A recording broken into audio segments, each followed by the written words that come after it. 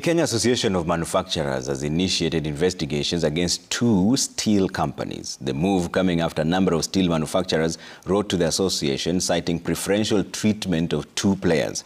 The 2 are said to have imported raw material worth billions of shillings without paying the requisite taxes. Jimmy Mbogo now follows a trail of the correspondence between manufacturers and the umbrella body, the Kenya Association of Manufacturers, and paints a picture of an ongoing wrangle among the steel manufacturers. A correspondence between the Kenya Association of Manufacturers and several steel companies is now exposing the underbelly of the sector and the bitter rivalry among different players. Letters seen by Citizen TV show a thread of mistrust and fierce competition in the sector over the application of Special Operating Framework Agreement SOFA. SOFA is a framework that allows an entity once approved to import a specific quantity of raw materials duty-free. The complaints in our position, however, showing the discontent of some players as to why only 2 operators would receive the SOFA approval, arguing that it gives those approved an undue advantage against them. And this letter, titled Special Operating Framework Agreement SOFA and dated 10th of July 2024, which is addressed to the Kenya Association of Manufacturers from Zingira Nails and Steel Products, reads, and I quote, "We have been made to understand that SOFA has been granted to 1 manufacturer in the wire industry. The benefits attained under this framework to the manufacturer has made us very uncompetitive in Kenya and export market. We have been supporting the local producer of wire rod from the time the plant was invented and since the duty and levies were imposed." The letter further reads, and I quote, "If the scenario continues, we will be unable to compete in the market and will have no option but to lay off approximately 250 workers in our wire division and shut down our manufacturing facility." End of quote.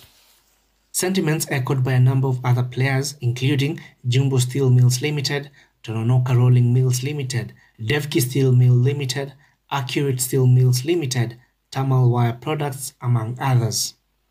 This letter from Jumbo Steel Mills dated 5th of July 2024 and addressed to the Chief Executive Officer of CAM, Anthony Mwangi, for instance, laying bare the alleged benefactor of SOFA as Blue Nile Rolling Mills. Reading in part, and I quote, "I wish to bring to your attention that Blue Nile Rolling Mills Limited has benefited from a program known as Special Operating Framework Agreement, an allegation that prompted us to reach out to the Kenya Revenue Authority for further clarification.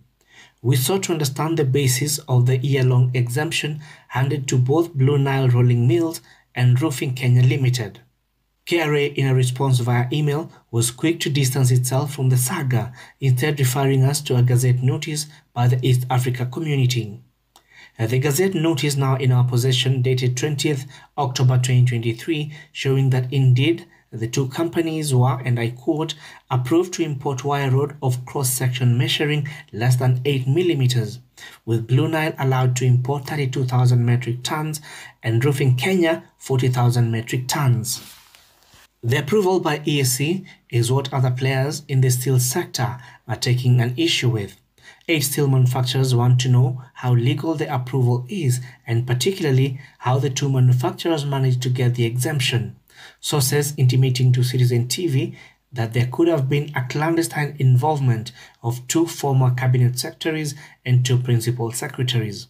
Blue Nile Rolling Mills, in a response to Citizen TV, has dismissed the allegations as fictitious and only aimed at damaging their business reputation.